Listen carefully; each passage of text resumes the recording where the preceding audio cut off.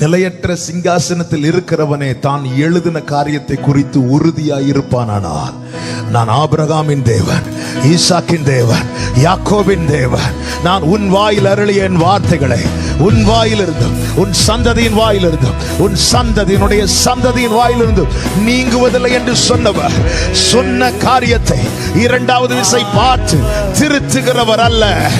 உங்களுக்கு என்ன சொன்னாரோ, உங்களுக்கு என்ன உரைத்தாரோ அதை செய்வார், அதை செய்வார். நீ தாமதித்தாலும் காத்திரு, நிச்சயம் வரும். அது தாமதிப்பது இல்லை. ஒரு காரியத்தை அவர் நிர்ணயம் பண்ணி இருக்கிறார்.